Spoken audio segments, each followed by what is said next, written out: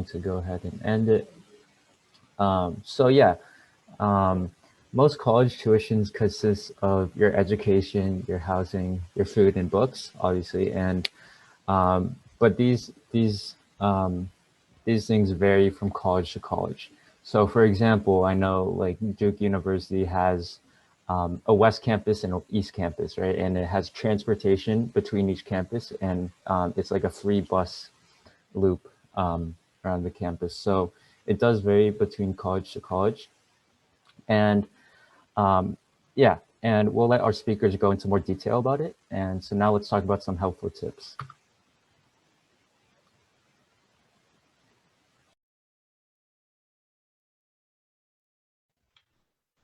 So there are many helpful and practical tips for saving in college, which many students like overlook on and don't think about.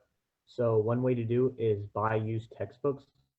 So this can be very useful because on average, students spend over $1,000 a year on textbooks. And alternatively, you can usually buy the books at bookstores where you can find more discounts and affordable options. Sometimes you might be able to rent textbook as well, and you should do your research and look around for the best options because it's really important. And then in addition, many colleges offer free public transport across the city. The only thing to make sure is to keep your student ID with you. And going along the lines of student IDs, many stores, restaurants, and online services offer great discounts if you're a student, and you can provide them with a valid student ID or a valid student email.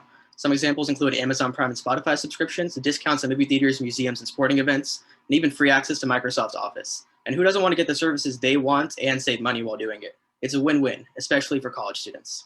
Additionally, make sure to keep a lookout for nearby college events. Of course, most students right now are taking classes at home, and most colleges are not holding big events because of safety concerns. But once things start settling down, going to college events can allow you to meet new people, learn more about the colleges you want to attend, and you might even get some free souvenirs. There's always something going around, so keep on the lookout for events that catch your attention. So now we're going to talk about some ways to make money as a college student. So one way is by getting a job on your college campus. Many campuses usually have a lot of small businesses and restaurants that have jobs open.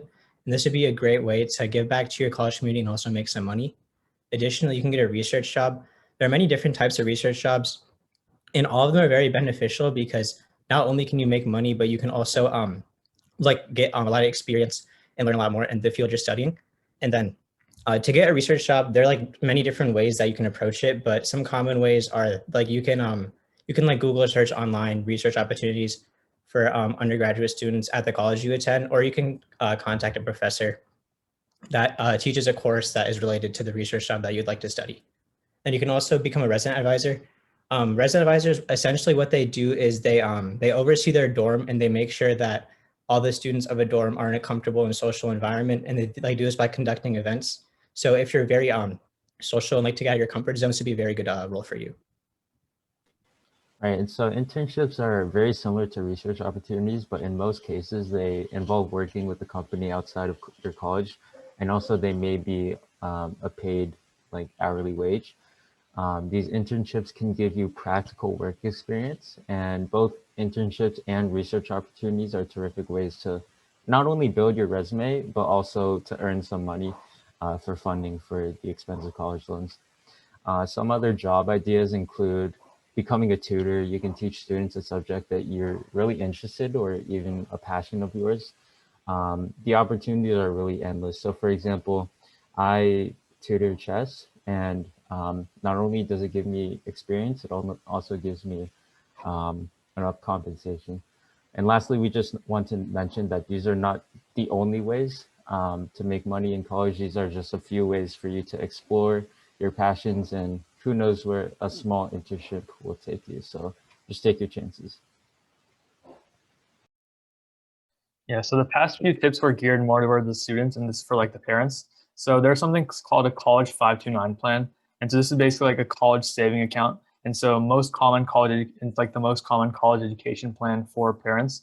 And so although they're like custodial accounts and traditional saving accounts like Roth IRAs, there are also accounts that can be used to save for college. This one is specifically for education. And so these plans vary from state to state. So like in North Carolina, there's something called the College Foundation of NC, also known as the CFNC. And so you can use this plan in NC, and you can applied to different colleges.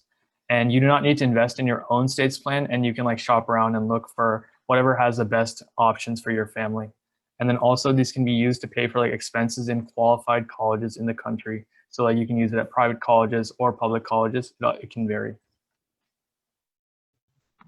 College 529 plans also have post-tax contributions. This means that when you first deposit money into the account, it's taxed, so that money later can be invested or withdrawn without any tax in the future. Money is also invested in usually low-risk environments associated with the College 529 plans, and tax-free withdrawals occur if they are used on educational expenses. This means that when money is earned from the investment, it is subject to a 10% federal tax penalty only if it is withdrawn on something not used on educational expenses.